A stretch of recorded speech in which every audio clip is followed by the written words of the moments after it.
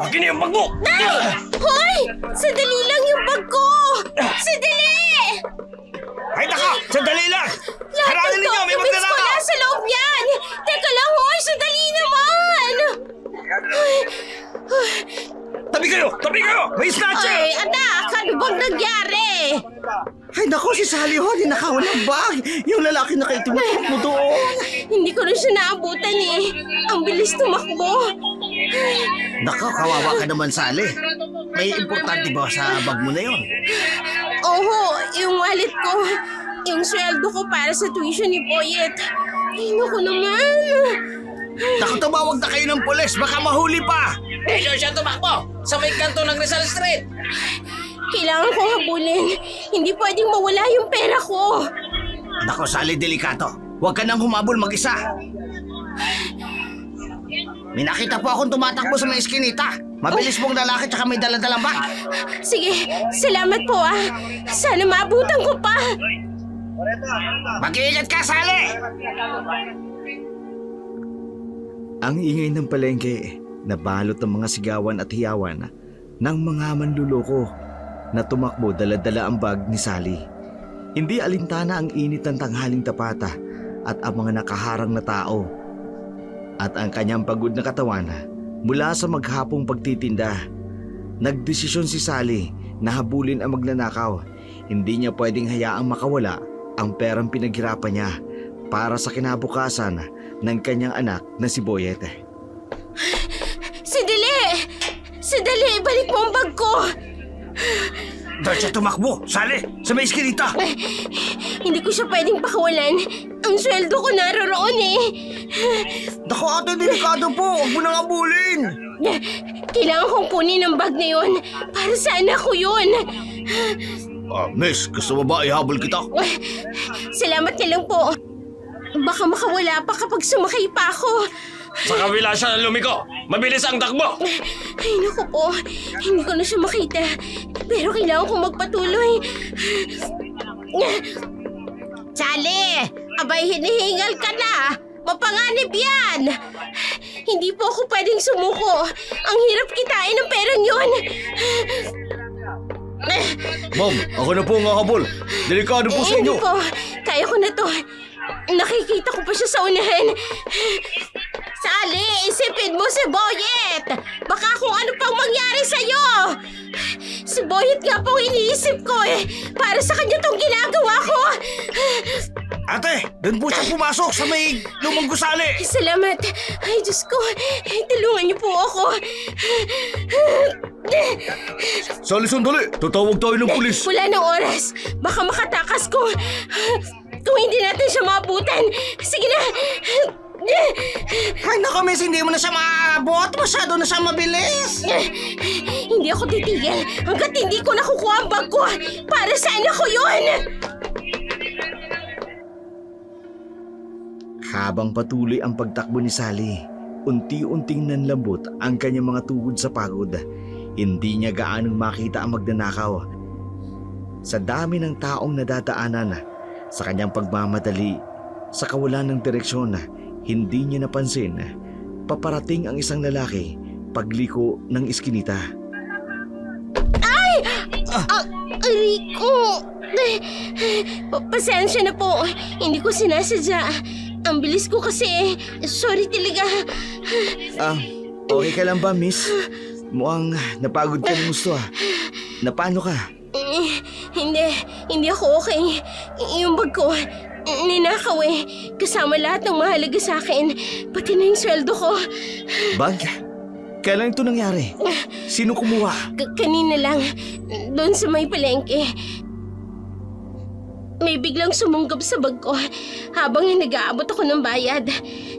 Sinubukan kong habulin pero hindi ko na siya naabutan. Napakabilis. Ano itsura ng lalaki? May naalala ka ba?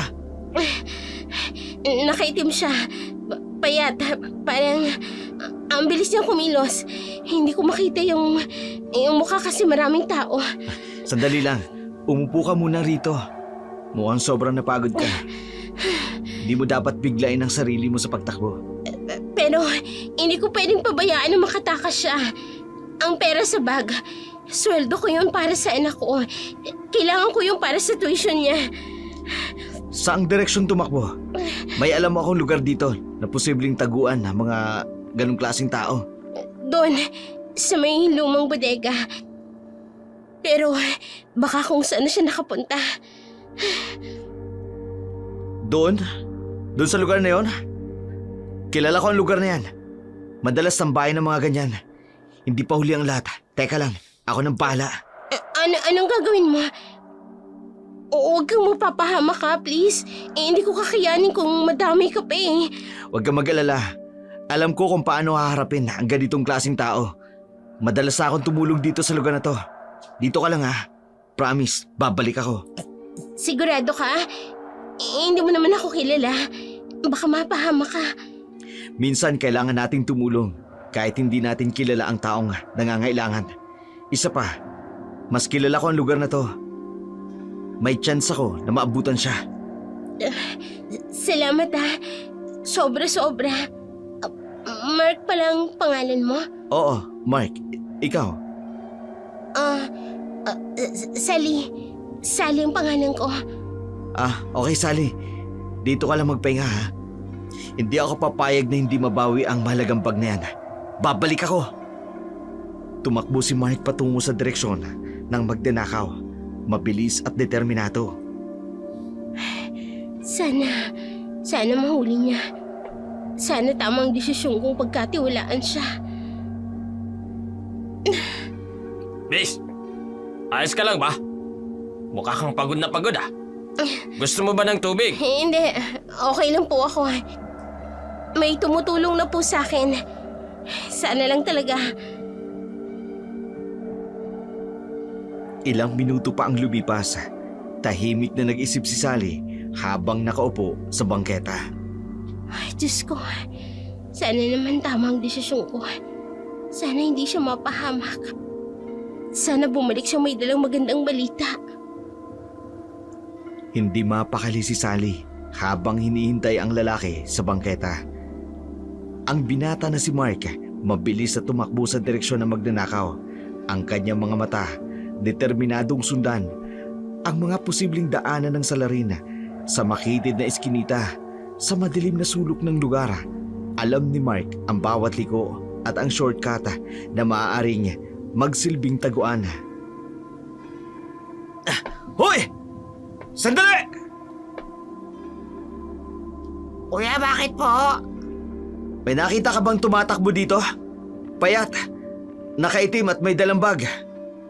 Ay, opo kuya, duman po siya dyan sa likod ng lumang tindahan.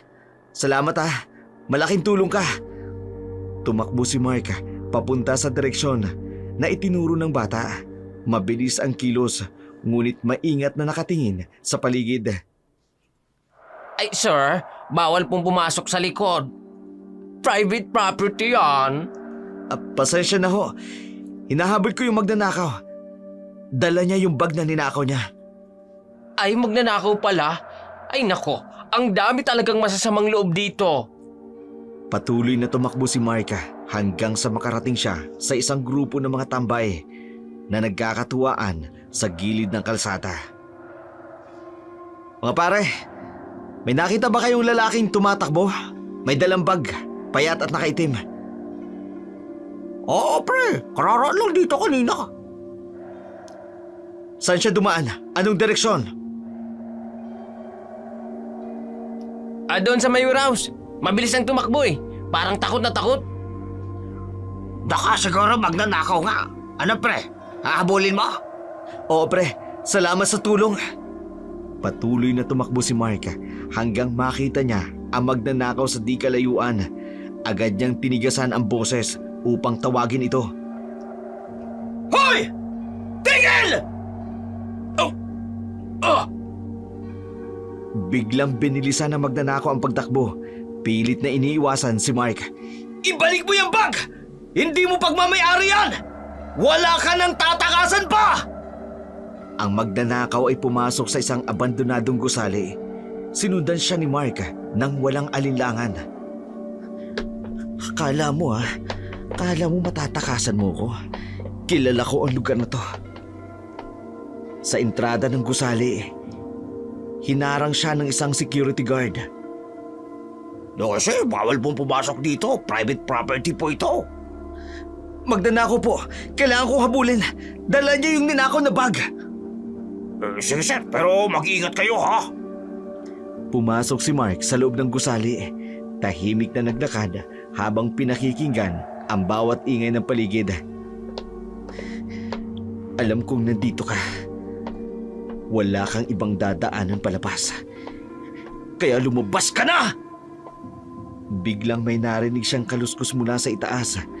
Tumingin siya at nakita niya ang magnanakaw na mabilis na tumakbo papaba ng hagdan. Hoy! Wala ka ng tatakasan! Sumuko ka na lang! Sa baba ng hagdan, may isang random worker na nagtanong. Hoy! Ano nangyayari dito? Tabi po, may inuhuli ako. Paglabas ng gusali, natisod ang magnanakaw sa isang sirang bakala, kaya natumba siya sa lupa. Oh! Mas... Saan ka ngayon tatakbo, ha? Akala mo makatatakas ka pa?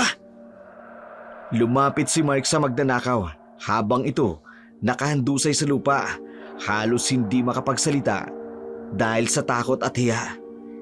Ibalik mo ang bag. Hindi mo naman pagmamayari yan, ha? Tapos ang lakas ng lubong tumakbo. Nagsimula ng manginig ang magnanakaw, tila wala ng lakas na lumaban.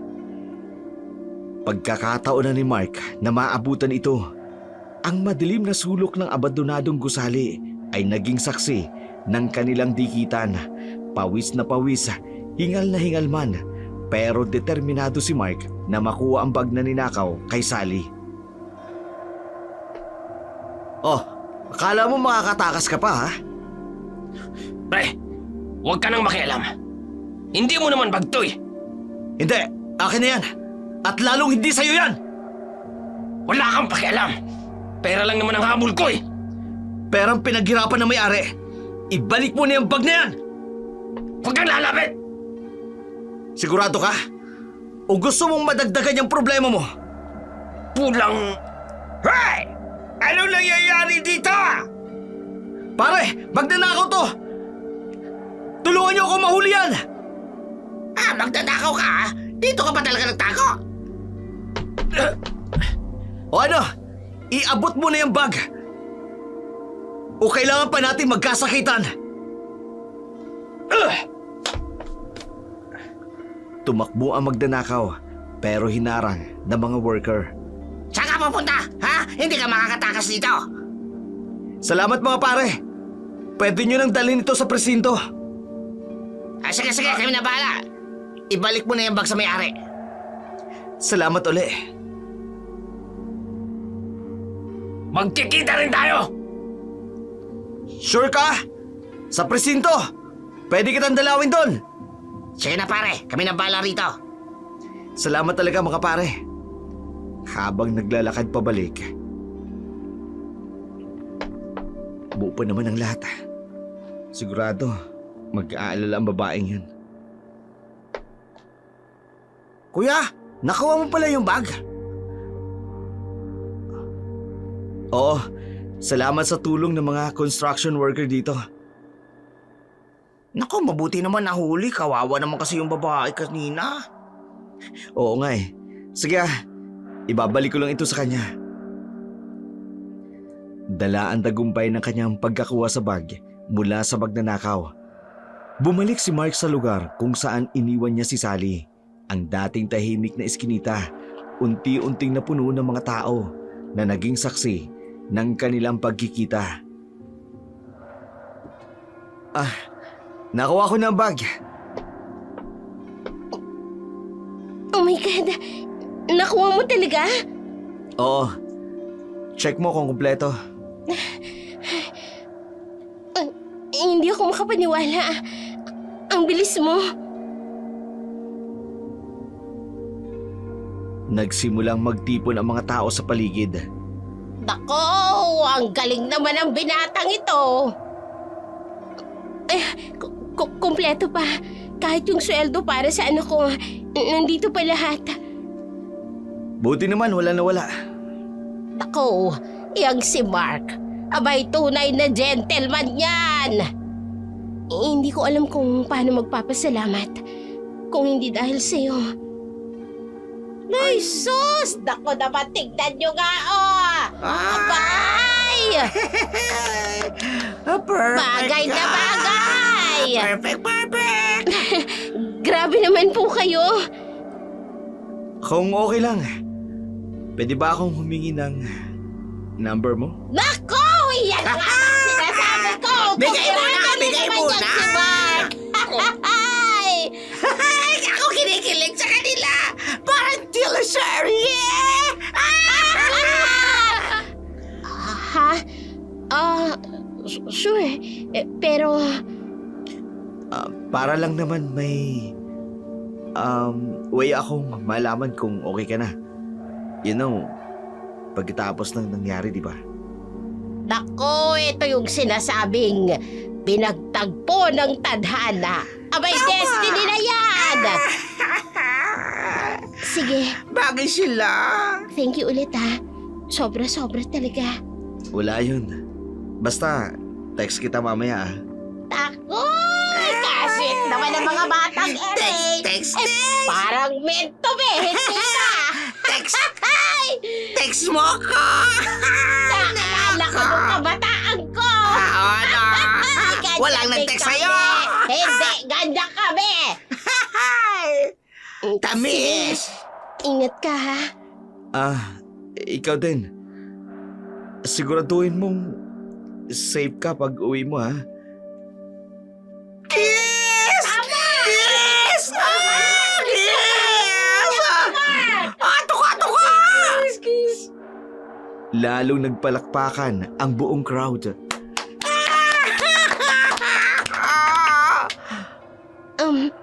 Tama na nga. Uuwi na ako. Sige. Text kita later ha. May bagong love story na naman dito. Ang love story! Testil talaga! Pinagtagpo kayo ng Diyos! Habang papalayo si Sally. Sally! Ang ganda ng ngiti mo. Ang saya-saya ng buhay ni Sally ng mga oras na yun dahil sa pagkakakilala nila ni Mark. Subalit ang maliligayang araw na yun ay napalitan ng pag-aalala na mag-aalas 9 na ng gabi, wala pa rin si Boyet na dumating. Ang kanyang cellphone paulit-ulit na tumatawag sa anak, ngunit walang sumasagot. Sa bawat minutong lumilipas, bumibigat ang dibdib ni Sally. Saan ka nang galing? Nalate lang po. Na-late lang? Alas 10 na ng gabi. Bakit hindi ka sumasagot sa mga tawag ko? Ay, lubat po yung cellphone ko eh. Lobat! Yan na lang laging dahilan mo. Alam mo bang ilang beses kitang tinawagan ha, Boyet? Sorry na po. Sorry. Yan na lang ba? Saan ka ba talaga galing ha? Kay Brian po, gumawa kami ng project namin. Project? O baka naman barkada? Boyet anak, sabihin mo nga sa akin ng totoo. Project nga po. Bakit po ba kayo hindi naniniwala? Paano nga ako maniniwala? Dati umuwi ka ng alas 6. Ngayon lagi ng late. Kasi po marami po kaming gawain. Boyet, natatakot ako. Baka nababarkada ka na. Di po ako nagbabarkada. Bakit po kayo ganyan mag-isip? Kasi nga nagbabago ka na. Hindi ka na katulad ng dati. Paano naman ako hindi magbabago? Wala naman kayong oras para sa akin. Anak, Oh, wala po akong karapatang magreklamo. hindi. Boyet, pasensya na. Hindi ko naman sinasadya. Matutulog na ako, ma. Anak, sorry talaga. Hindi ko naman sinasadya eh. Boyet! Ay, Diyos ko. Paano ko ba sasabihin sa kanyang tungkol kay Mark? Paano ko sasabihin sa inyo? Na namimiss ko lang naman kayo. Tahimik na ang gabi ng mga oras na yun. Habang sila ay nagpapakiramdaman, Boyet, anak, may pagkain sa mesa. Di na ako gutom. Sige, bukas na lang. Maya-maya pa eh. Paano ko ba sasabihin sa kanya na may magbabago na sa buhay namin? Nararamdaman ko. Unti-unti mo na akong naaalimutan. Ang bigat na mga gabing lumipas, dala-dala pa rin na mag-ina, kinaumagahan. Pareho silang pagod sa pag-iyaka. Parehong hinahanap ang tamang salita para sa isa't isa. Si Sally, ang unang bumangon, naghanda ng almusal, pritong itlog at sinangaga na paborito ni Boyeta. Anak, gising ka na? Opo ma. May almusal na. Paborito mo. Sandali lang ho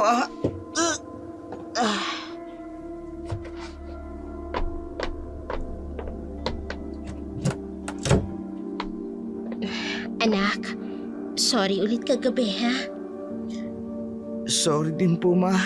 Halika, mag-usap tayo habang kumakain.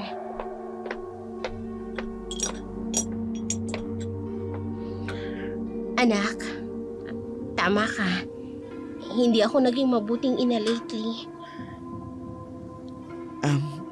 Hindi naman po. Hindi. Totoo yan. Yung recognition mo sa school, yung PTA meeting, hindi ako nakapunta. Okay lang po yun ma. Naiintindihan ko naman po na busy kayo. Hindi okay yun, anak. Dapat nandun ako eh. Ma, alam niyo po, hindi naman po ako galit. Nalulungkot lang po ako eh. Bakit, Boyet?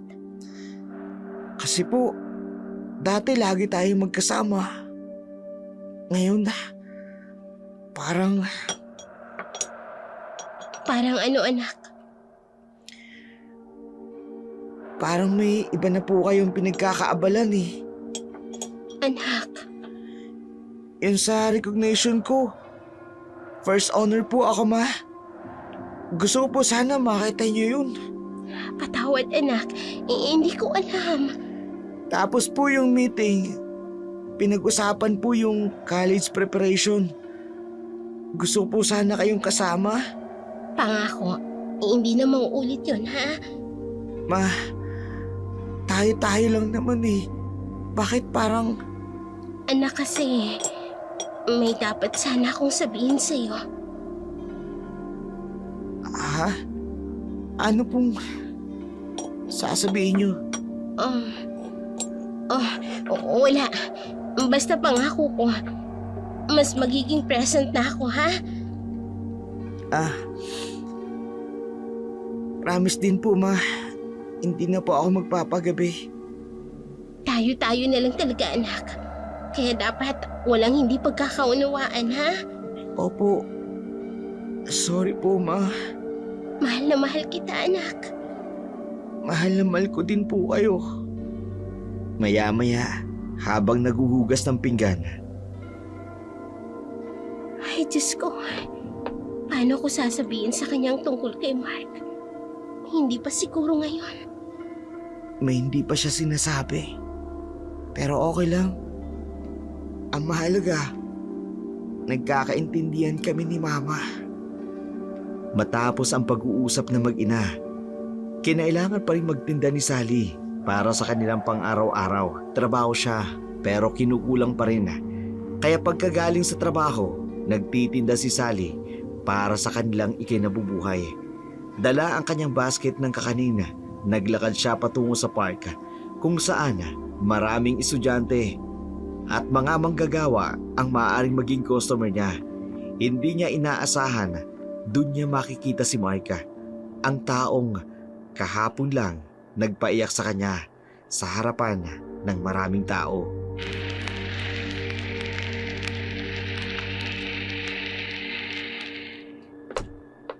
Sally! Nandiyan ka pala. Bakit ka nandito? Hinanap kita.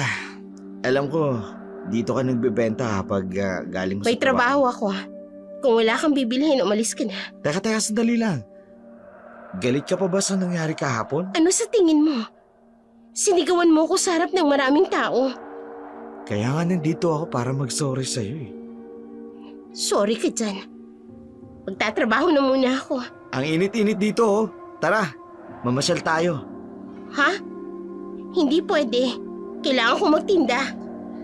Sally naman, nakadalensya ako. Gusto kong bumawi sa'yo.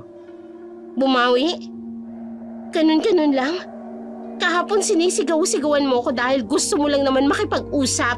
Oo na, mali na ako. Pasensya na. Stress lang ako At kahapon. dahil stress ka, okay lang na sigawan mo ko?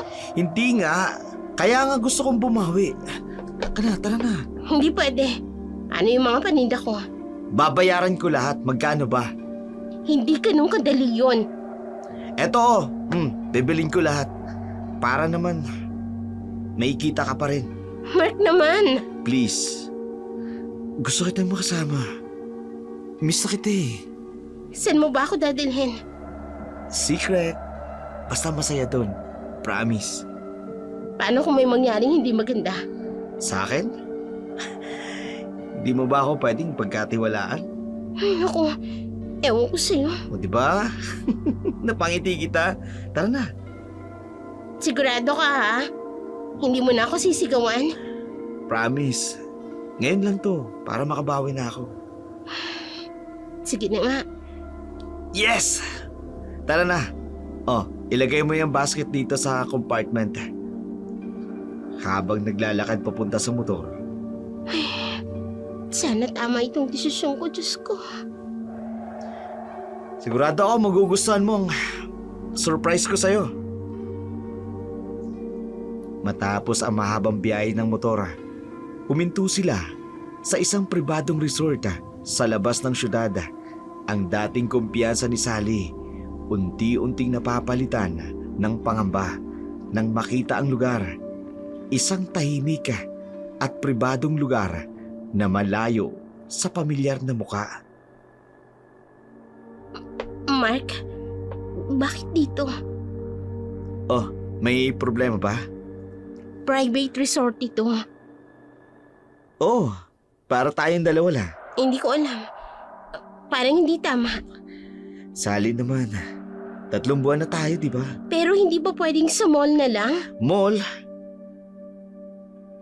Doon ba tayo makakapag-usap na maayos? Naglakad sila papunta sa reception.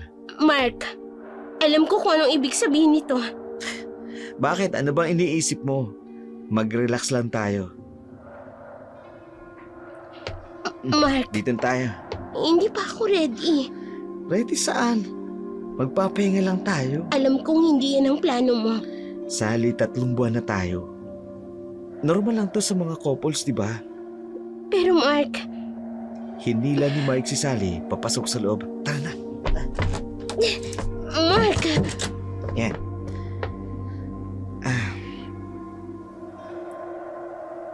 Relax ka lang. Maliligo muna ako ha. Mark, please. Pag-usapan muna natin to. Later. Di naman ako nagmamadali Dali lang. Ay, Diyos ko. Bakit pa ganito? Kinakabahan ako. Maya-maya narinig na ni Sally ang pagbukas ng shower sa loob ng CR.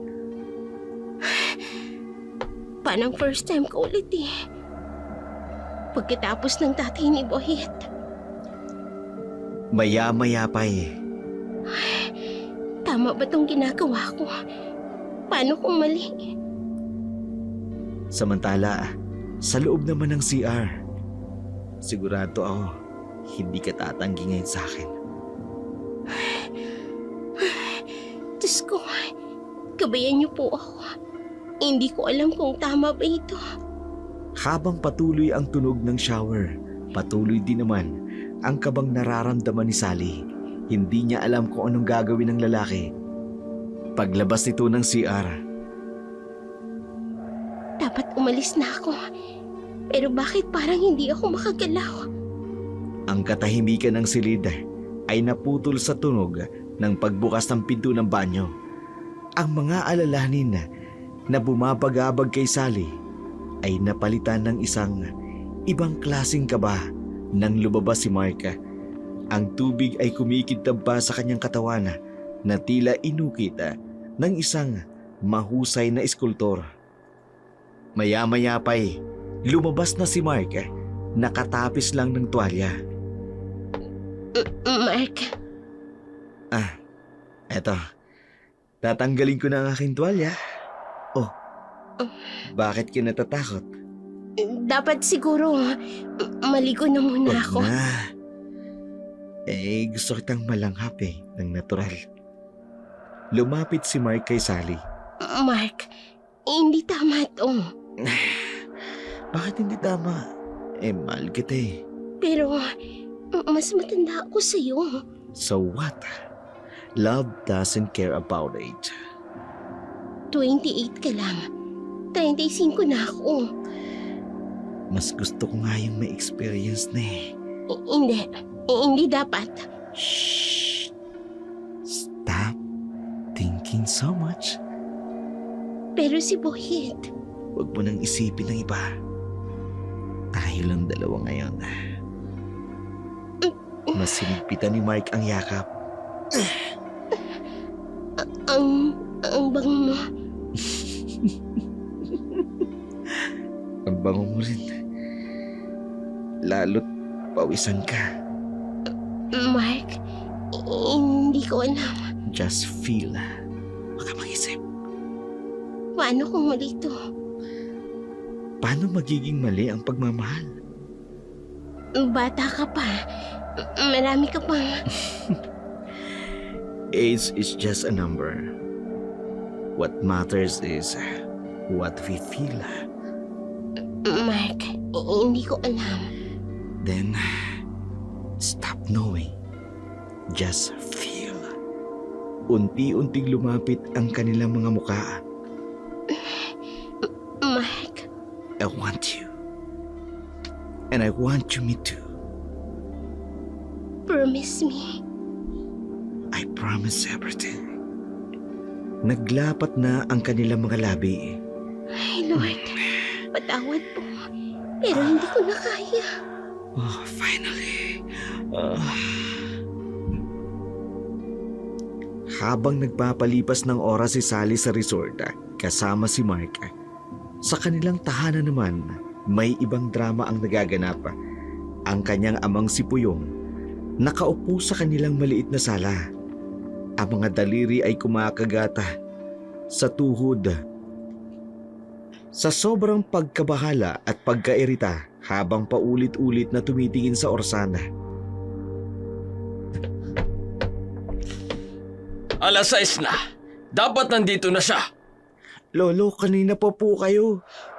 Oo, apo. 3 oras na ako naghihintay. Nasaan ang nanay mo? Ang alam ko po, nagbenta lang po siya ng kakanin. Hanggang ngayon? Hindi naman siya ganito dati Text ko po kaya siya, Lo. Alas 7 na. Wala pa rin. Lo, hindi po sumasagot sa text May hindi tama dito, Boyet. Po, Ang nanay mo, may kakaiba. pagkatapos ng pag-uusap nilang yun, 2 oras pa ang makalipas. 5 oras na ako naghihintay. Ano ba talaga? Lo, kalma lang po kayo. Baka na-traffic lang po si Mama. Traffic? Hanggang alas 9 ng gabi. Tatawagan ko po uli. Hayaan mo na. Hindi na ako maghihintay. Sigurado po kayo? Oo. Sa makalawa na lang ako babalik. Tumayo si Puyong. Kinuha ang kanyang tungkod. Boyet, pakinggan mong mabuti ang sasabihin ko. Po, Lolo.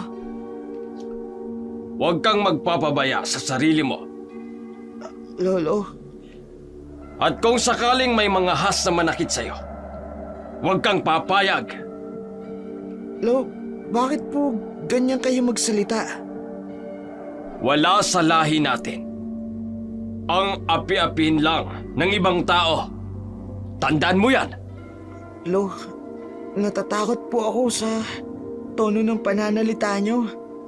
Dapat lang. May mga bagay na dapat katakutan. Pagkatapos ay pupunta na ito sa pinto. Lo, mag-iingat po kayo. Ikaw ang mag-iingat, Apo. Parating may bagyo sa tag-init. Umalis na si Puyong. Ma, nasan ka ba talaga? Unang beses lang to ah. Unang beses na hindi ka umuwi ng maaga. Maya-maya pa'y dumidilim na ang langit sa labas. Ma, sana okay ka lang. Sana walang masamang nangyari sa'yo. Matapos ang mainit na sandali sa resort, nagdesisyon ng umuwi si Mark sa kanilang tahanan. Isang desisyong magpapabago ng kanilang buhay na mag-ina. Ang dilim ng gabing yun, saksi ng pagdating ng bagong miyembro ng kanilang pamilya, habang si Boyet nalilito sa biglaang pagbabago ng mga pangyayari. Maya-maya pa'y narinig niya ang tunog ng motorsiklo nang mag-aalas 10 na ng gabi nang tumigil ito sa tapat ng kanilang bahay.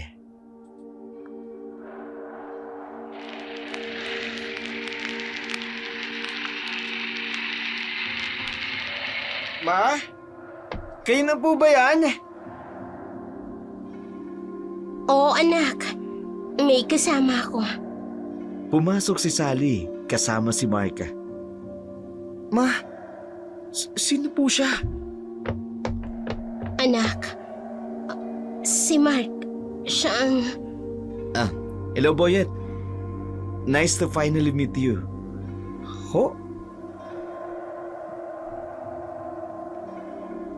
Anak, si Mark. Siya ang magiging stepfather mo. Ano po? At dito na rin siya titira. Ma, kahapon lang nag-usap tayo. Sabi niyo walang maglilihiman. Anak, pasensya na. Hindi ko lang alam kung paano sasabihin. Hey, buddy. I brought you something. Eto.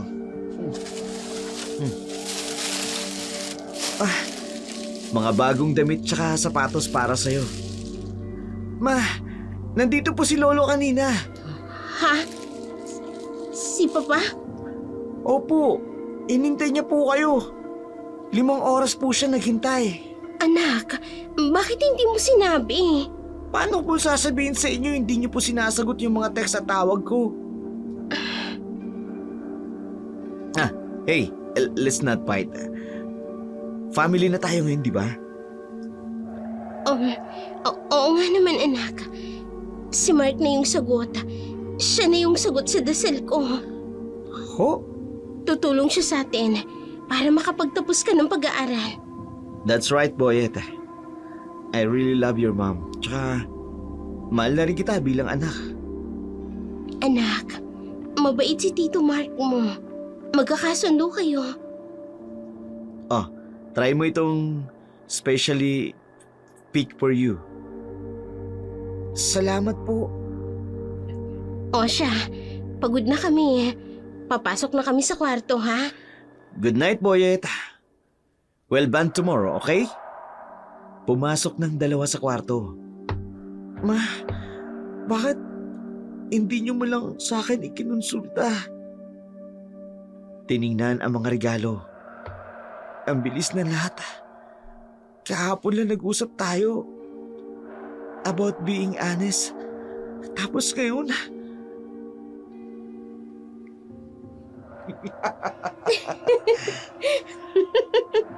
Rinig na rinig ang tawa ni Sally at Mark sa loob ng kwarto.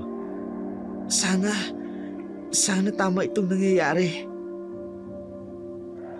Ang unang gabi ni Mark at Sally sa iisang silid ay naging unang umaga ng pagbabago para kay Boyet. Habang naririnig pa ang mahinang hilik mula sa kwarto ng mga matatanda, tahimik na bumangon ang binatilyo, dala ang bigat kahapon at ang pangamba para sa kinabukasan. Kailangan ko matutong tumayo sa sarili ko mga paa. Habang tinititigan ang kalan. Hindi pwedeng laging si Mama. Lalo na ngayon, may iba na siyang inaalagaan. Lumapit siya sa kalan. Parang ganito naman yung ginagawa ni Mama. Bubuksan ko nga ang tangke ng gas tapos sisindihan ko. Oh! Ha! Biglang sumiklab ang apoy! Mama! Tulong! Mama! Mama! Ano yan? Boyet! Oh, Diyos ko! Tulong! Anong ginawa mo? Oh shit, Boyet! Lumayo ka! Lumayo ka! Opo! Isara mo ang tangkay, Sally! Dito ka! Ay, tatanga-tanga ka talaga eh. Bakit ka nag-i-experiment mag-isa? Sorry po. Gusto ko lang naman magluto eh. Patuloy ang pag-aapula nila ng apoy. Sorry?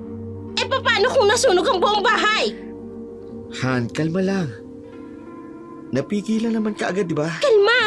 Eh, muntik na nga tayong mamatay dahil sa katangahan nito eh. Gusto ko lang naman pong... Gusto mo lang? Ngayon ka pa talaga nag-isip na mag-aral magluto? Sally, tama na. Natatakot na yung bata Eh, ko. napakatanga eh! Hindi ka naman lang nag-iisip! Tahimik na lang ito habang umuusok pa ang dingding. Mas, sorry po. Gusto ko lang naman po matuto eh.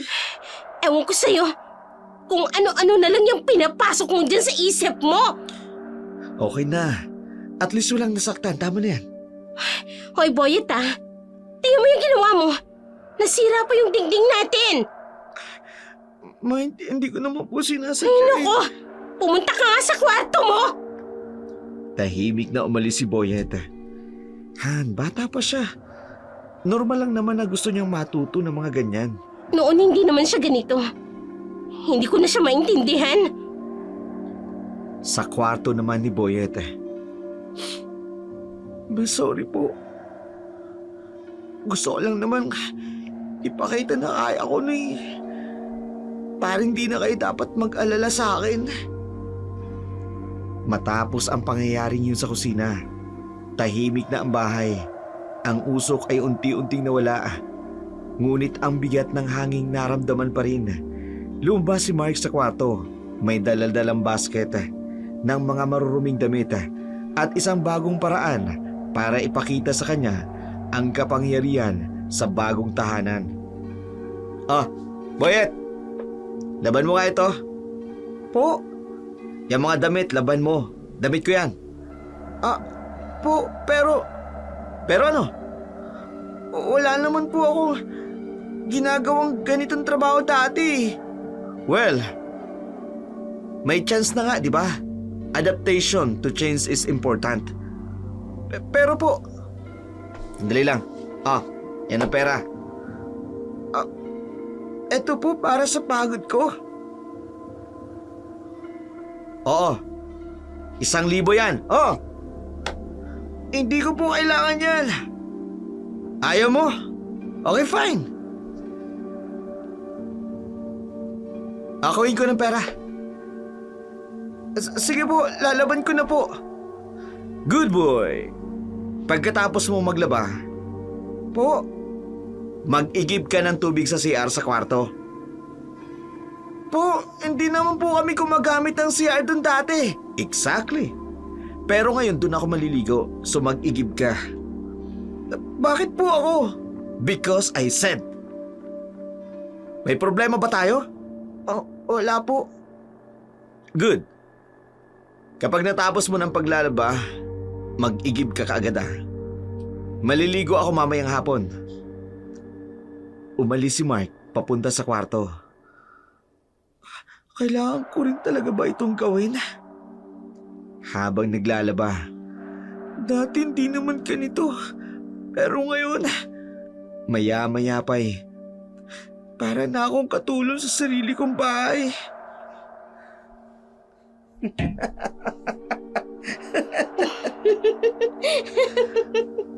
Kailangan ko tiisin Para kay Mama. Sa tabi naman ng poso. Hindi ko alam kung hanggang kailan ko kakayanin to. Boyet! Bilisan mo! Maliligo na ako eh! Opo! Nandyan na po!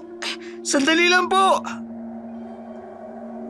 Pagkatapos ng mapapait na karanasan ng paglalaba at pag-igib, naglakad si Boyet patungo sa tindahan ni Aling Minda para bumili ng sabon. Hindi niya alam na ang simpleng lakad na ito ay magbubukas sa kanya ng mapait na katotohanan tungkol sa bagong kasama ng kanyang nanay sa kanilang tahanan. Oy, Boyet! Abay, ang tagal mong hindi bumili dito ah. Pamili po ng sabon. Sabon? Eh, napansin ko may bagong nakatira sa inyo. Po? Yung boyfriend ng mama mo, si Mark. Opo. Ay, naku anak. Dapat alam mo to. Ano po yan, Aling Minda? Alam mo ba, yung Mark na yan, abay kilalang kilala yan dito. Bakit po? Eh, adik yan eh. User na, pusher pa. Ha? Hindi naman po siguro. Abay, totoo. Itanong mo pa kay Mang Berting dyan sa kanto. Nakita niya mismo nagbebenta ng drugs yan. Baka naman po nagkakamali lang At saka kayo. isa pa ha. Eto pa ha.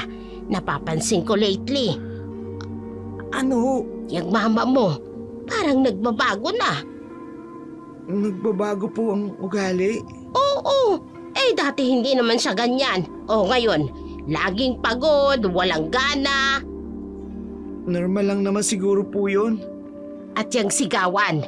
Naririnig ko kung paano siya sigawan ng Mark.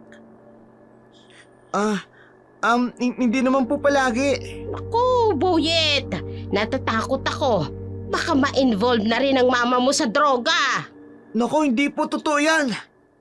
Aba, classic signs yan. Una, yung pagbabago ng ugali. Tama na po. Tapos yung Tama na pagiging po. malihim. Ay nako, yan ang biglang pagtitiis sa abuse. Ganun yun. Sabi ko lang tama na po eh. Eh, concern lang naman ako. Wala po kayong karapatan kahit na sino man na pagtsismisan ng pamilya namin. Eh pero Boyet, Tigilan niyo na po ang kwento tungkol sa amin.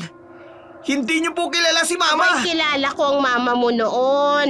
Eh pero ngayon, Magkano po ba ang sabon? ay naku Boyet, pinoprotektahan lang kita. Di po namin kailangan ng proteksyon ninyo. Salamat na lang ho. Mabilis na lumabas si Boyet eh. Ingat ka, Boyet! Abay, bantayan mo ang mama mo! Hindi totoo yun. Hindi pwedeng maging totoo ang sinabi niya. Ang mga salitang narinig ni Boyet sa tindahan ay parang sumpang natupad. Pagbalik niya sa bahay, ang katahimikan ay biglang nabalot ang sigawan mula sa silid ng kanyang ina. Isang eksena na magpapatunay sa mga bintang na kanyang narinig. Nasaan na yung pera? Sinabi ko na sa'yo, hindi ko alam. Tatanga-tanga ka talaga! 10,000 yun! Hindi ko naman sinasadyang mawala. Hindi mo sinasadya, nagganon-ganon na lang! Nakatayo si Boyet sa labas at nakikinig. Mark, please. Katatapos lang ng sweldo ko. Visit na yan! Buhay ang nakataya rito! Anong ibig mo sabihin? Nagtatanga-tangahan ka pa! Alam mo naman kailangan kong bayaran si boss! Anong boss? Sinong boss? Manahimik ka! Akala ko pa naman kakampi kita. Akala ko makakatulong ka sa akin. Pero para kang batong ipupukpok sa ulo ko! Ano bang pinagsasasabi mo? Bakit ba ganyan ka magsalita? Tumahimik ka! Wala kang kwentang babae! Hindi ko deserve ang mga ganyang salita. Ganon! Sumasagot ka! Rico, tama na ano ba? Tama na! Tama na! Sinabi ng tumahimik ka eh! Mama! Mama, buksan niyo itong pinto! Mama! Huwag kang makikaalam! Mark, please. Huwag kang pumasok sa kwarto namin! Huwag ang anak ko. Huwag si Boyet.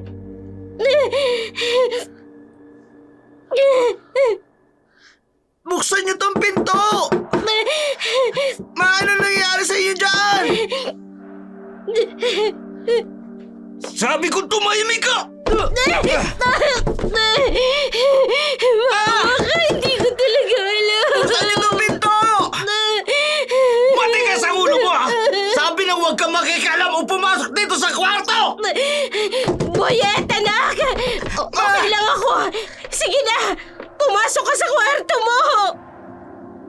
Maya-maya pa ang tunog ng motorsiklong papalayo ay parang hudyata ng pansamantalang kapayapaan.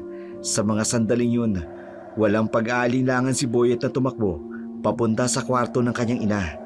Ang kanyang puso'y kumakabog-kabog sa takot sa posibleng makita. Ma? Mama? Anak, Ma? Ang mukha niyo. wala to. Wala to, anak. Bakit po? Bakit yun nayaan gawin niya ito sa inyo? Kasalanan ko rin naman. Ma, paano naging kasalanan niyo? Binugbog niya kayo. Hindi mo maiintindihan, anak. Na-trigger ko siya eh. Na-trigger? Dahil saan?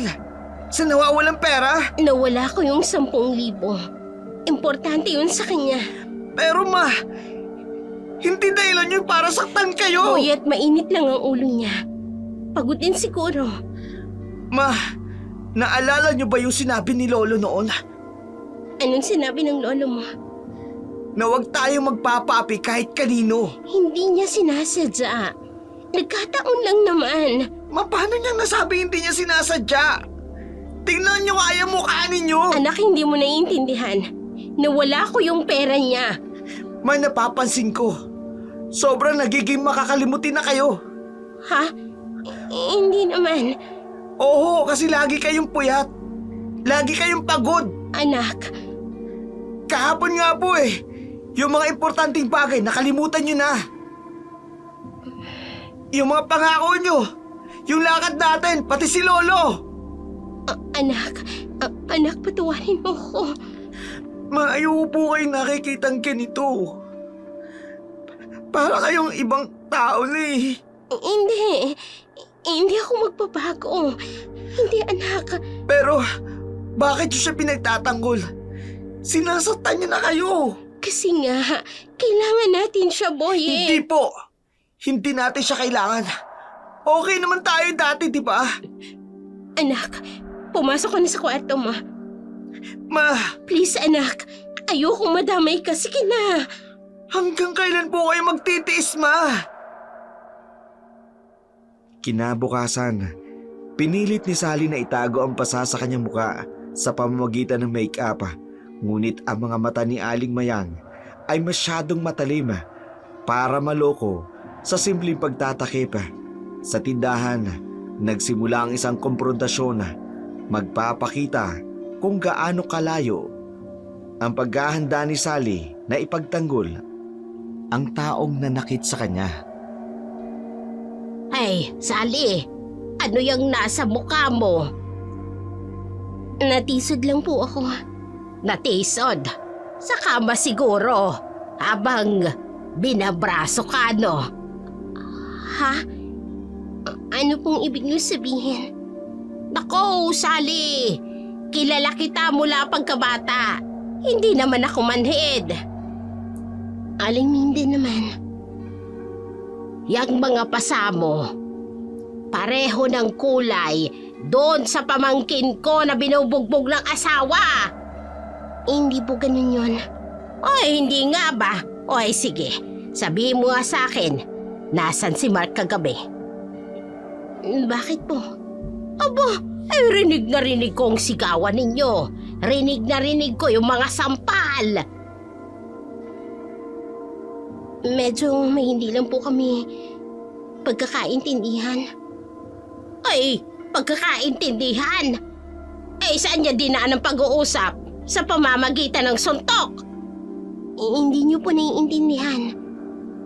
Ang naiintindihan ko lang, Sally, Busog ka nga sa sarap kagabi. Ano po? Oo, alam na ng buong kalsada kung gaano ka-wild yung boyfriend mo. Kaya ka nga ginagabi-gabi. Aling Minda, pero pagkatapos ng sarap, abay bugbog ka naman. Ganun yun. Tama na po. Alam mo ba kung bakit, ha?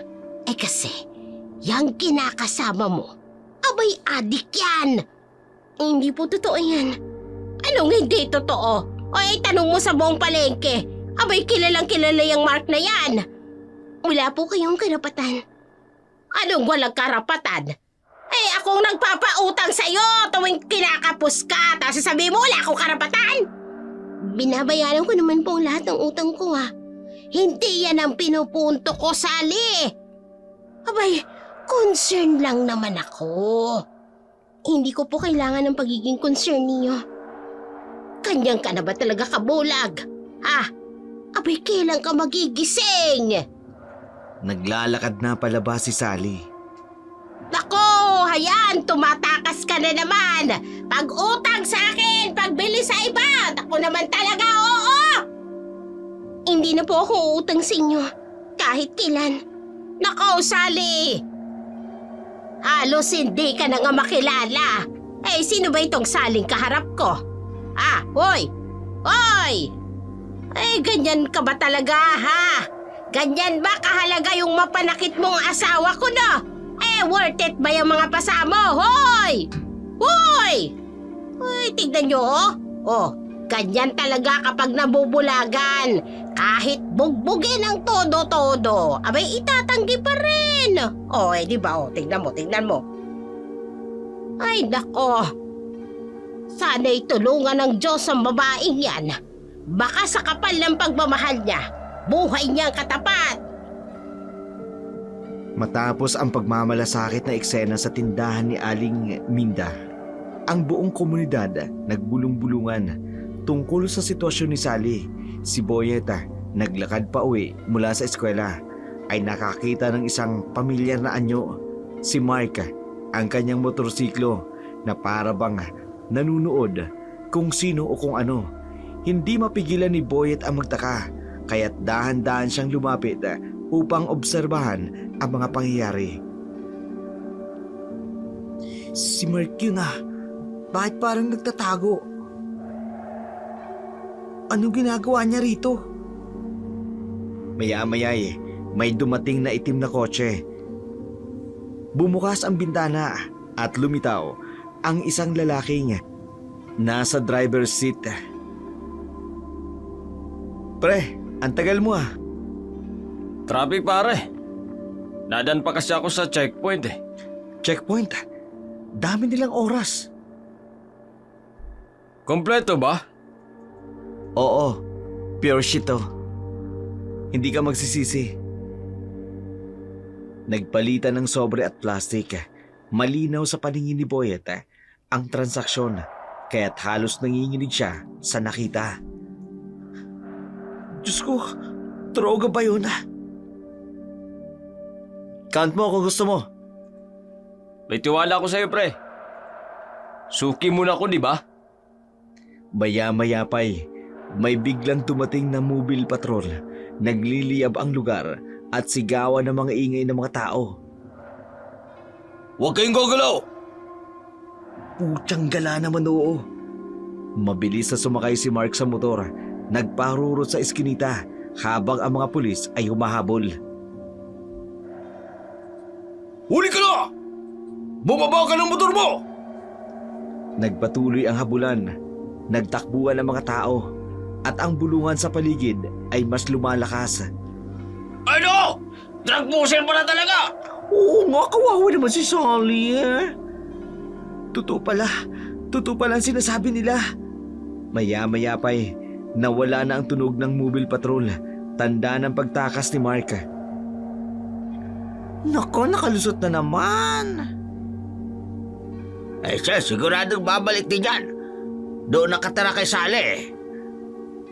Napapikit si Boyet. Ngunit sa halip na magpakain sa takot, isang determinasyon ang umusbong sa kanyang dibdib. Hindi na dapat bumalik yan. Kinuha niya ang kanyang phone at kinuha na ng video ang natitirang ebidensya sa lugar. Paano ko sasabihin sa inyo ito? Paano kita mapaniniwala? May lumapit na isang random na tao.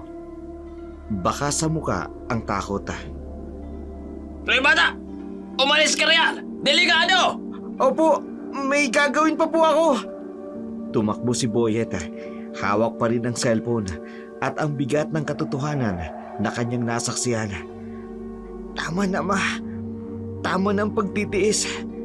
Hindi na ako papayag na masaktan ka pa. Ang katotohanan nakita ni Boyet naging sandata para sa kanilang paglaya. Nang gabing yun, habang tahimik ang buong kapitbahay, isang bagyo ng emosyon at karahasan ang sasabog sa loob ng kanilang tahanan. Si Sally nakatayo sa sala. Adi ka pala. Sino ba nagsabi sa'yo ng kung ano-ano? Nakita ka ng anak ko. Hinahabol ka ng pulis. Kaya pala word ang batang yun lately. Pinapakain mo kami ng perang galing sa droga. Anak ng... Pera din yun, di ba? Umalis ka na sa bahay ko. Ayaw naming madamay ng anak ko. Ah, ganon. Ngayon, bahay mo na to. Oo. At ayaw na kitang makita pa rito, Mark. Alam mo yung anak mong yan, pabigat yan. Kaya ayaw sa akin, simulat sa pool pa lang. Huwag mong idadamay ang anak ko. Pinagtatanggol pa man din kita sa kanya. Tapos ngayon, siya ang pinaniniwalaan mo. Oo. Kasi mas kilala ko ang anak ko kaysa sa'yo. Rico! Putsang galao, wala kang utang na loob. Ano ba? Pinapakain ko kayo. Binibigyan ko kayo ng magandang buhay. Tapos ganito pang igaganti mo sa akin? Ha? Tama na! Itigil mo yan! Huwag mo sasaktan si Mama! Ikaw ang dahilan ng latang ito! Mark! Mark! Huwag kang ganoko! Tingnan mo ang ginawa mo! Sinira mo ang lahat! Bitiwan mo siya! Bitiwan mo ang anak ko! Magsama-sama kayo mag-ina! Mga palamunin! Mga pabigat sa buhay! Mark, pakiusap! Huwag mong patayin ang anak ko! Pakiusap! Mama! Sorry po! Sorry! Sinira mo ang buhay ko! Mga kapitbahay, tulungan niyo kami! Tulong! Mga gago kayong lahat! Boyet anak! Anak, okay ka lang! Okay ka lang! Ma, patawad po. Pero, kailangan ko sabihin sa inyo. Tama ka anak! Hindi na siya babalik dito ha! Hindi na siya babalik! Ang tunog ng motorsiklo palayo, hudyat ng kanilang paglaya. Sa sala ng kanilang maliit na tahanan, magkayakap ang mag-ina. Parehong umiiyak. Hindi dahil sa takot o sakit, kundi hindi maipahayag na kalungkutan at pagkaginawa. Magkayakap pa rin ang mag-ina. Ma, huwag na po kayong babalik sa kanya. Hindi na anak, hindi na. Promise niyo po. Promise. Patawarin mo ako anak. Bakit po kayo humihingi ng tawad, Ma? Dahil nadamay ka pa. Muntik ka na. Ma, okay lang po ako. Ang mahalaga po, tapos na. Tama ka. Dapat matagal ko na. Ma, okay lang po tayo. Kaya naman natin to eh. Paano na tayo ngayon? Ma, okay naman tayo dati, di ba? Bago pa siya dumating. Oo nga. Okay tayo. Masaya pa nga tayo noon eh. Ang akala ko kailangan ko ng katuwang. Hindi po, Ma. Kaya natin to. Anak, nahihiya ako sa'yo. Huwag na po kayong mahiya. Naiintindihan ko po. Masyado akong nagpadali. Ma, Anak, kung mag-aasawa po kayo uli, Boyet anak. promise lang po. Wag po sana katulad niya.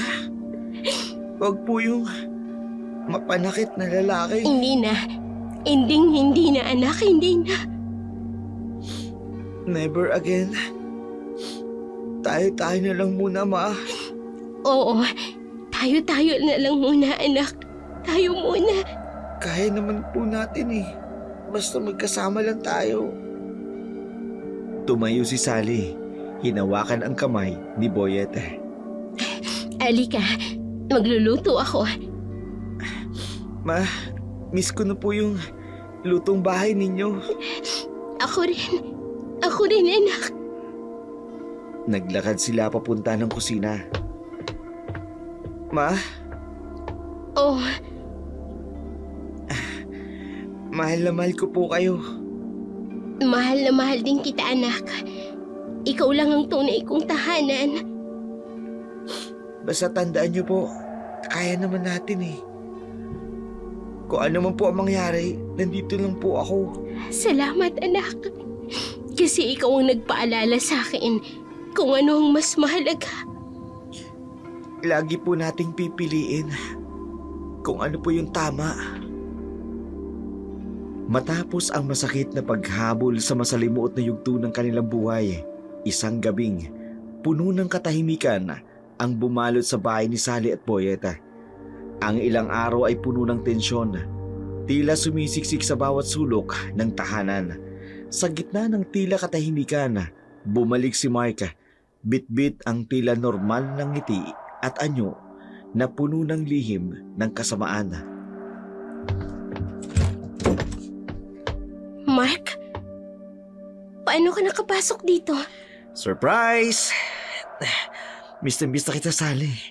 Nagpagawa ako ng duplicate ng susi para lagi kitang makita kahit kailan ko gusto. Anong karapatan mong gawin yan? Hindi mo pwedeng basta nalang pasukin ang bahay ko. Relax ka lang. Hindi mo ba ako na-miss? Ako na-miss ko ang lahat ng ginagawa natin eh. Mark, umalis ka na.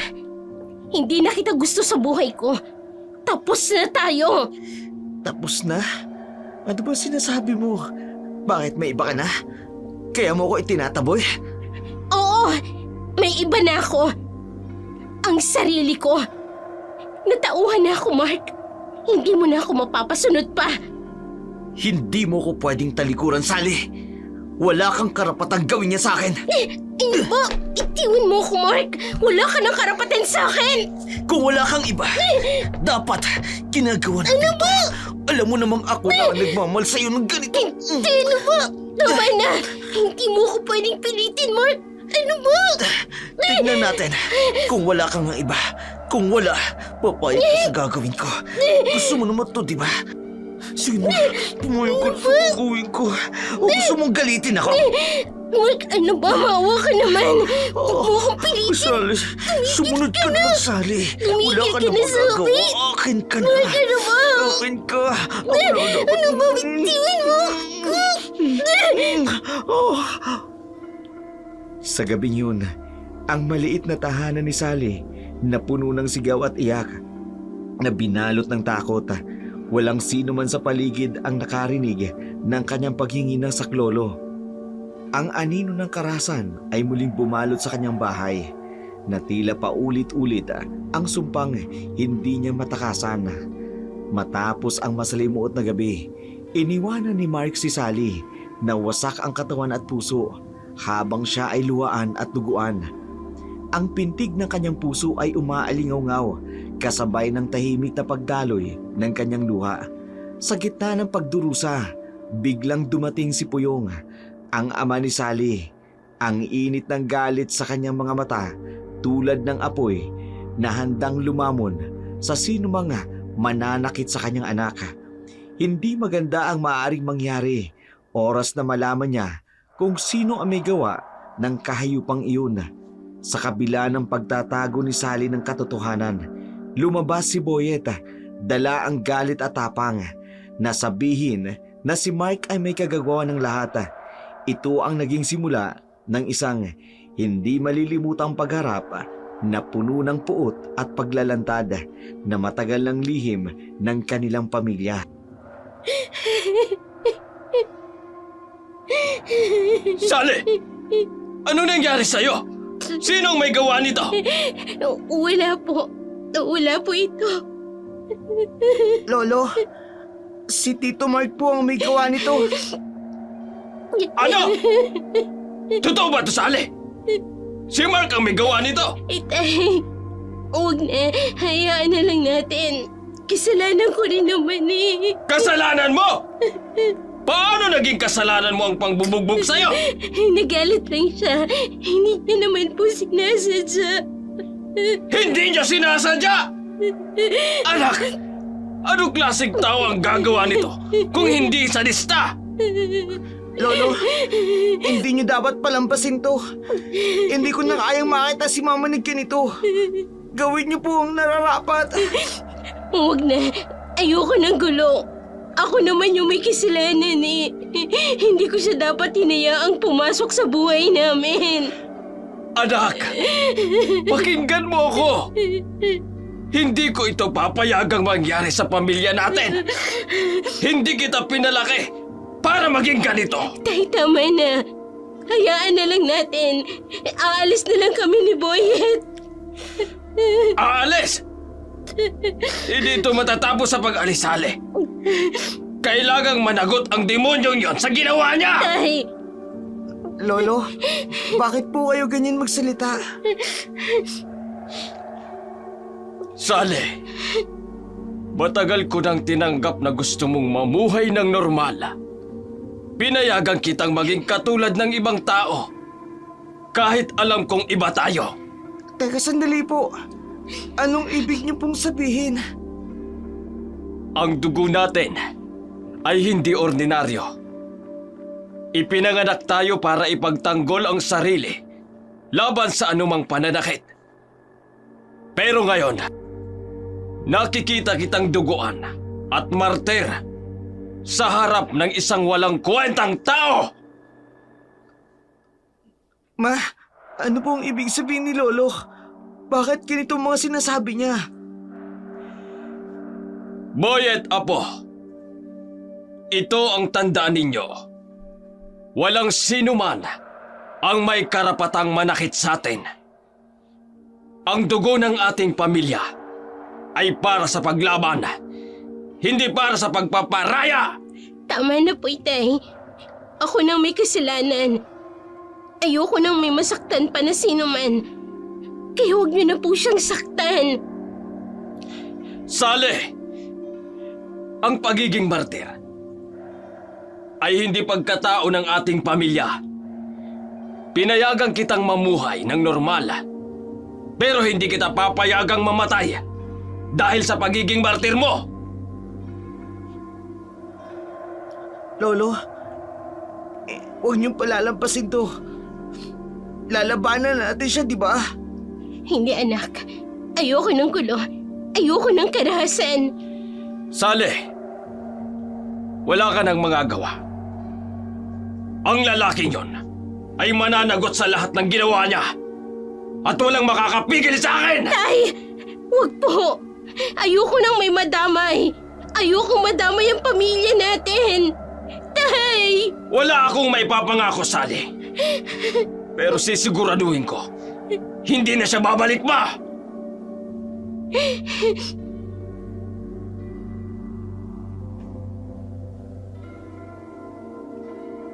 Habang papalayo si Puyong, dala ang bigat ng kanyang galit. Naiwan si Sally at Boyet sa bahay. Puno ng takot sa maaaring kahinatnan ng lahat. Ang gabing yun, hindi lamang saksi ng pagkawasak ng isang pamilya, kundi sa pagbabalik na matagal nang inilihim ng tapang at galit sa dugo ng kanilang lahi. Matapos umalis si Puyong, naiwan sina Sally at Boyet sa sala. Tahimik, ngunit puno ng emosyon. Ang narinig ni Boyet mula sa kanyang lolo, hindi maalis sa kanyang isipan ang mga salitang hindi ordinaryo at ipinanganak tayo para ipagtanggol ang ating sarili. tulad lamang ng mga misteryong naghihintay ng kasagutan. Sa wakas, nagpa siyang tanungin ni Boyet ang kanyang ina. At sa gabing yun, ang mga lihim na matagal lang itinatago ni Sally ay unti-unting mabubunyag. Ma, pwede po ba ako magtanong? Ano yun, anak? Iyon pong sinabi ni Lolo kanina. Tungkol po sa atin. Ano pong ibig niyang sabihin na iba tayo? Hindi ko po maintindihan. Anak, hindi madali itong sasabihin ko sa'yo. Pero dapat mong malaman ang totoo. Totoo po. Tungkol po saan, Ma? Anak, ang pamilya natin, hindi tulad ng ibang pamilya. Ano pong ibig niyong sabihin, Ma? Hindi tayo tulad ng iba. Ang dugo ng pamilya natin ay espesyal. May kapangyarihan tayong ipagtanggol ang sarili at ang mga mahal natin sa buhay. Pero matagal na akong tumalikod sa buhay na yun. Kapangyarihan? Anong klaseng kapangyarihan po? Ang pamilya natin, may lahing kakaiba. Ang mga ninuno natin ay mga mandirigma. Hindi ordinaryo. Malakas, mabilis, at halos hindi nasasaktan. Pero hindi ko ginusto ang buhay na iyon. Gusto kong maging normal, maging katulad ng ibang tao. Ibig niyo pong sabihin, ganun din po ako? Hindi, anak. Hindi ka na tulad nila. Tulad namin noon. Paano pong nangyari yun, Ma? Kung galing po tayo sa pamilya ng mga hindi ordinaryo, bakit po hindi ako katulad nila? Kasi anak, nawala na ang sumpa sa akin at hindi ko na ito naipasa sa iyo. Sumpa? Anong ibig niyong sabihin, Ma? Boyet, may sumpa ang dugo ng pamilya na lahat ng ipinanganak sa linya natin ay magmamana ng lakas at tapang ng ating lahi. Pero nang pinili kong iwanan ang buhay na iyon, nawala ang sumpa sa akin. Ma, paano po nawala? Tsaka bakit hindi ko po nakuha? Dahil ang tunay mong ama, Boyet, ay isang normal na tao. Walang sumpa, walang kapangyarihan. Si Papa? Kaya pala hindi ko siya nakilala. Oo, anak. Pinili kong mamuhay ng normal kasama ang ama mo. Pero hindi naging madali ang buhay namin. Kaya bumalik ako rito sa piling ng lolo mo. So ibig sabihin po normal ako? Wala po akong kapangyarihan katulad nila. Oo, normal ka, Boyet. Pero alam mo ba kung anong meron ka na mas mahalaga? Ano po yun?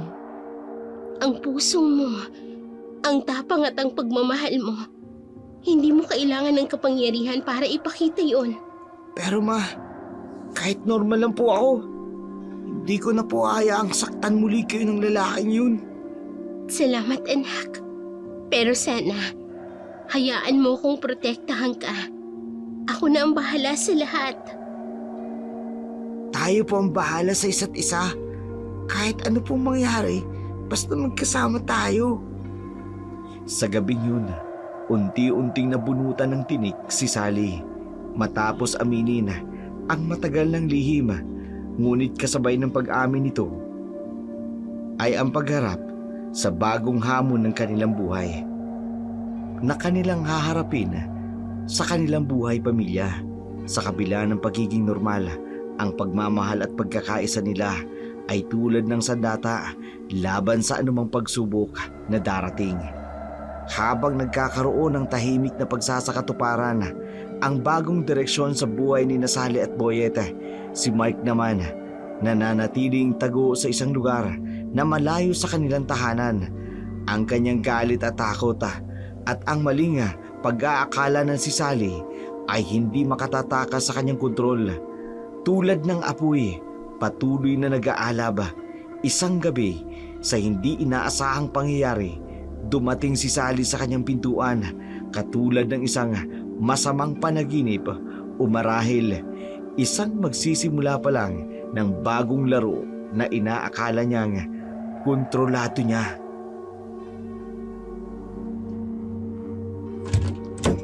Sally? Anong ginagawa mo dito? Mark, Sabi ko na nga ba, hindi mo ko matitiis eh. Sinundan mo pa talaga ako. Alam ko naman na hindi mo ko kayang kalimutan eh. pwede ba tayo mag-usap sa loob? Siyempre naman. Halika, pumasok ka. Saglit lang ha. Dali lang ha. Tara.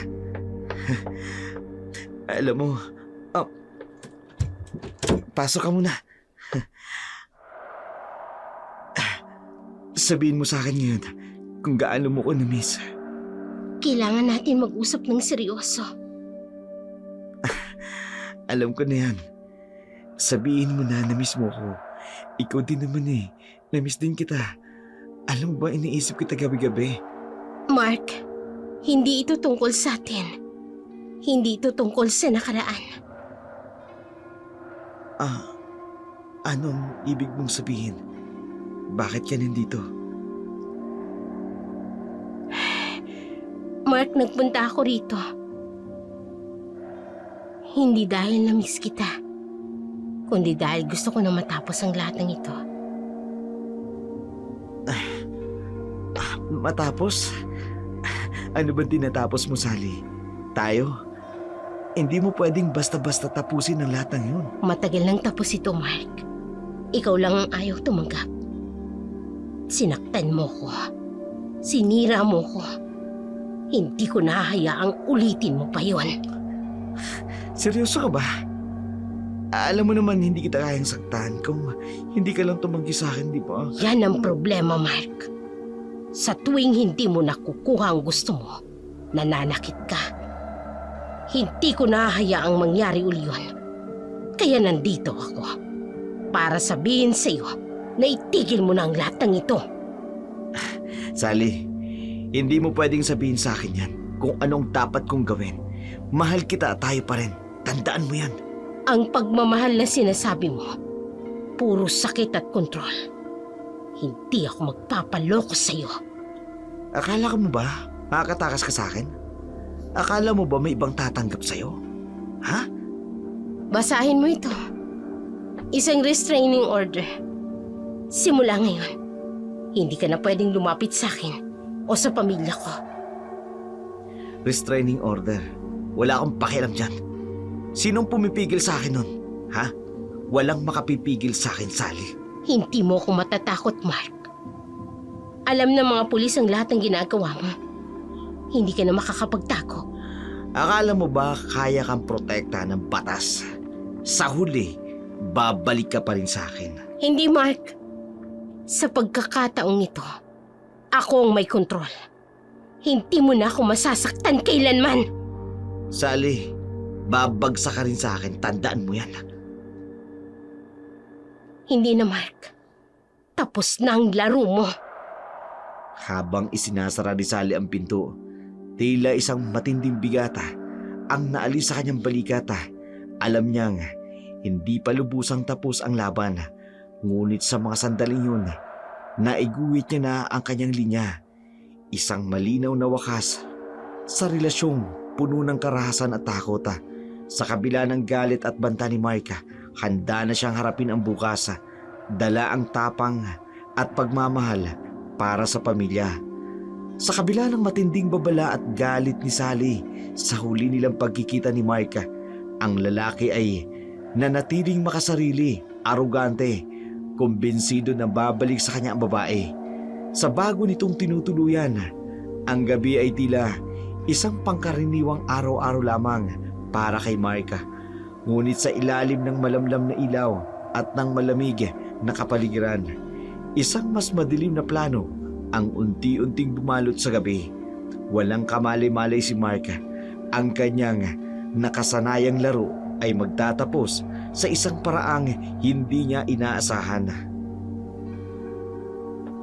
Oh, Sally, sabi ko na nga ba gusto mo rin to eh.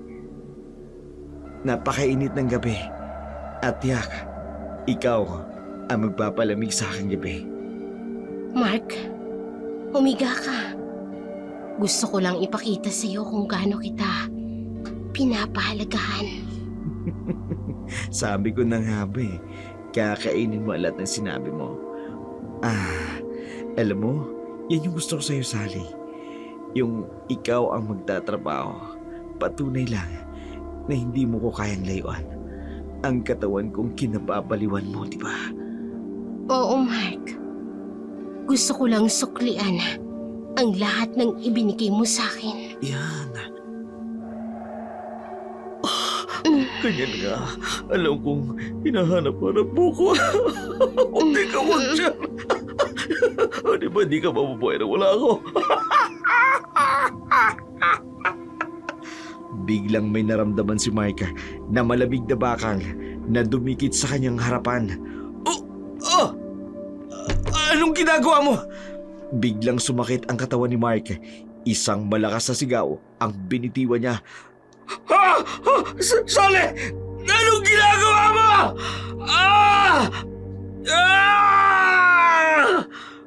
Pagdilat niya ng kanyang mga mata, isang nakatatakot na nilalang ang nakita niya. Si Puyong, ang ama ni Sally, puno ng galit at ng kadiliman sa muka. Yan ang parusa sa pang-aabi mo sa mga babae. Hindi ikaw si Sally! Ano ang bahagi ng katawan na ginagamit sa kasamaan ay dapat mawala! Ikaw! Anong ginagawa mo rito? Hayop ka! Ibabalik ko ito sa'yo! Ang sakit? Kulang pa yan sa sakit na naramdaman ng anak ko habang kasama ka. Lahat ng kasamaan mo ay babalik sa'yo, Mark! Puputulin din kitang hayop ka! Wala kang karapatang putulin ang buwan ko! Baril ang sagot mo! Isa pang kasangkapan ng karahasan! Tingnan natin kung kaya mong gamitin yan bago ka tuluyang maglao! Makikita mo! Gaganyan kita! Aswang ka! Papatayin kita! Hindi mo kaya ang tunay na hustisya! Hindi tulad ng pisikal mong lakas! Ang hustisya ay hindi nagmumula sa karahasan! Lumabas ka! Harapin mo ko! Hayop ka! Lalabanan kita kahit wala lang guwang ko!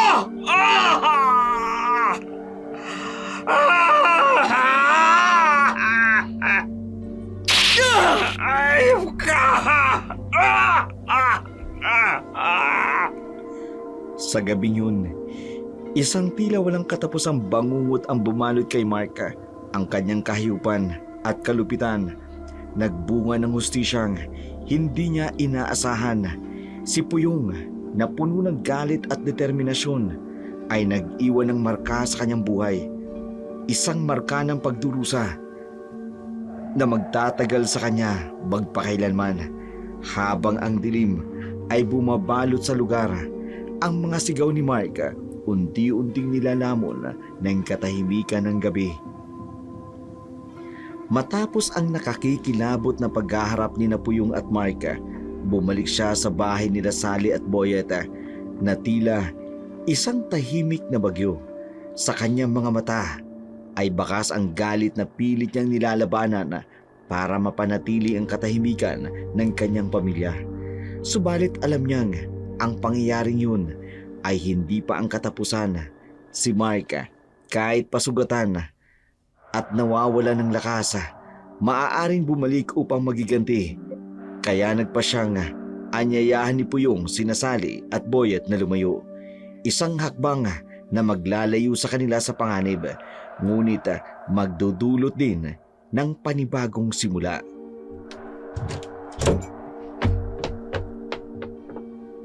Tay, saan kayo galing? Bakit parang may iba sa inyo? Kailangan nating mag-usap. Kailangan nating magdesisyon. Lolo, ayos lang po ba kayo? Bakit parang pagod na pagod po kayo?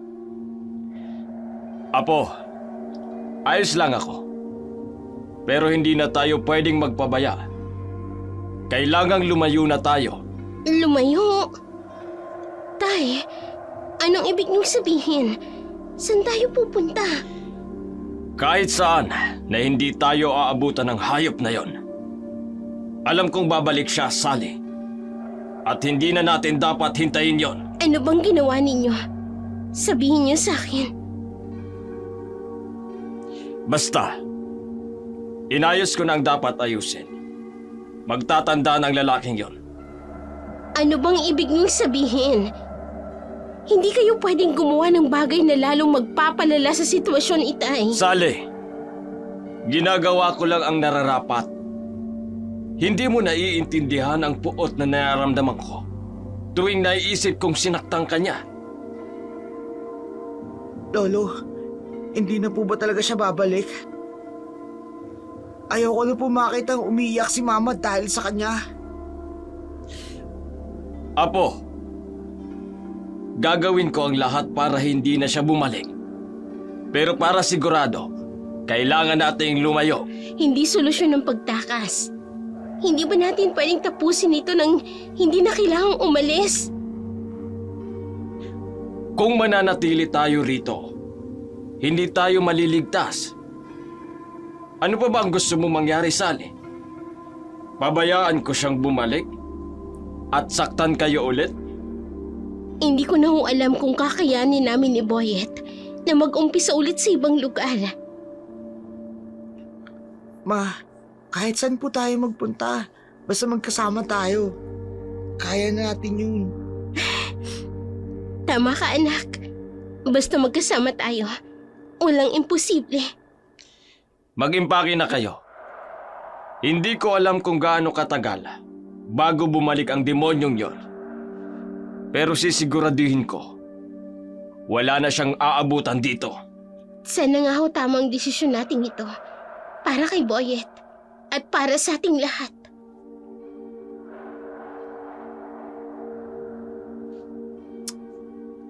Lo, salamat po.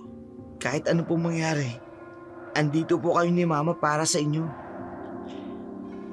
At ako naman, anak. Apo, nandito ako para sa inyo. Kahit saan tayo mapunta, hindi ko hahayaang mangyari ulit ang nangyari kay Sally. Habang nag-iimpake sina Sally at Boyet, ang bahay na minsan nilang tinawag na tahanan na puno ng katahimikan at ng lungkot. Ngunit sa bawat bag na kanilang isinusuksok, dala nila ang pangarap ng bagong simula sa isang lugar na malayo sa anino ng kanilang nakaraan. Habang ang dilim ng gabi ay lumalalim, ang pamilya ay naghahanda sa panibagong yugto ng kanilang buhay.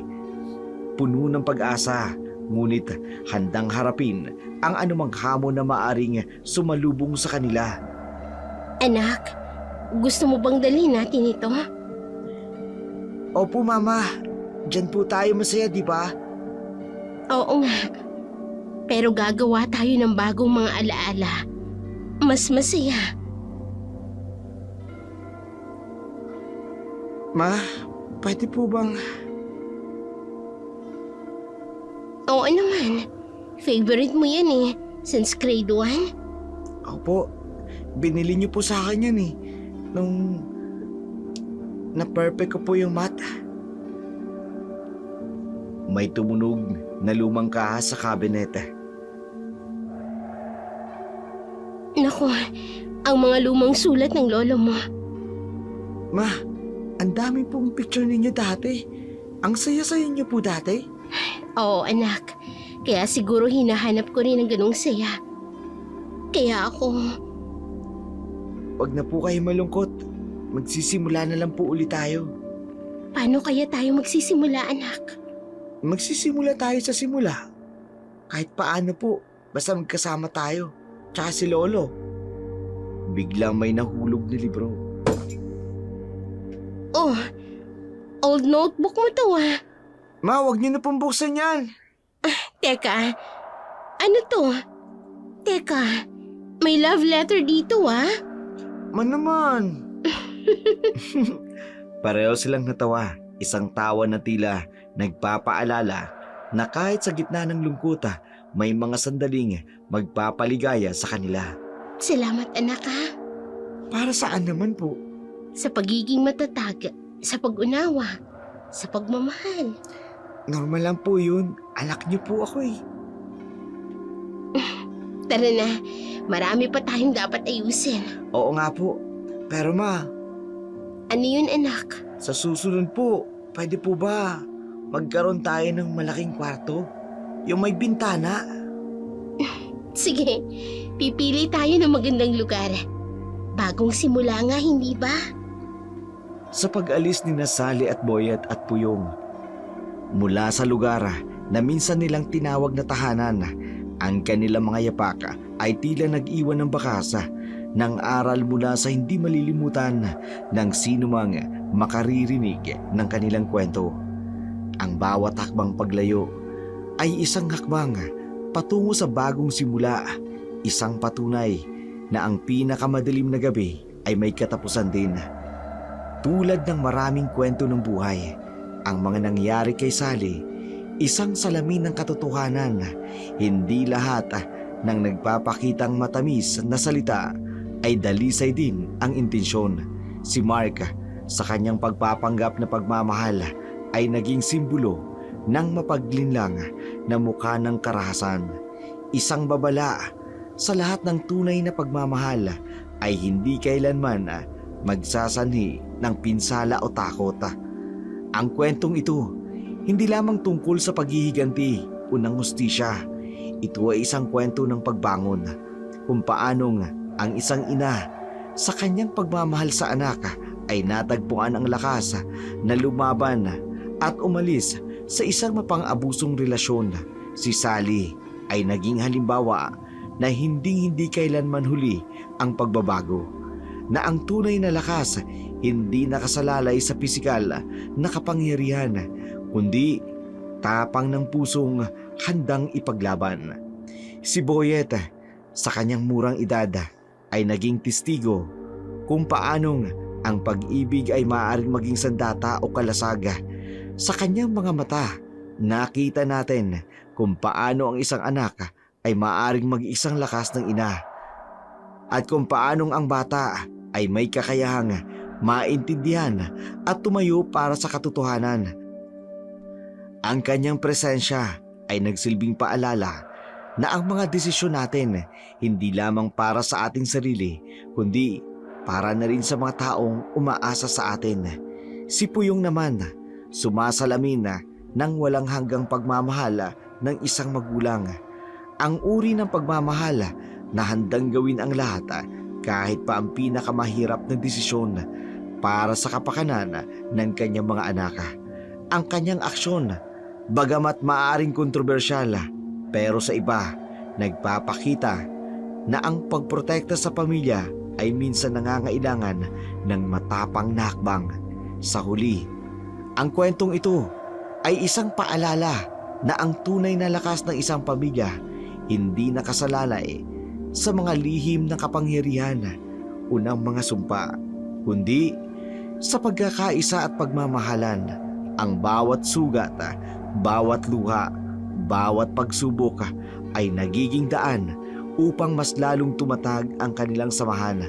Hindi man perpekto ang kanilang paglalakbay, ang kanilang kwento ay patunay na ang pag-asa ay hindi mawawala sa pusong handang lumaban para sa isa't isa. Habang sila ay naglalakbay patungo sa kanilang bagong simula, ang kanilang kwento mananatiling buhay. Isang patutuo na ang tunay na pagmamahal ay hindi nananakit. Ang tunay na tapang ay nasa pusong handang magpatawad at magbago, na ang tunay na pamilya nagiging mas matatag sa gitna ng unos. Sa kanilang mga yapaka, naiwan nila ang mga aral.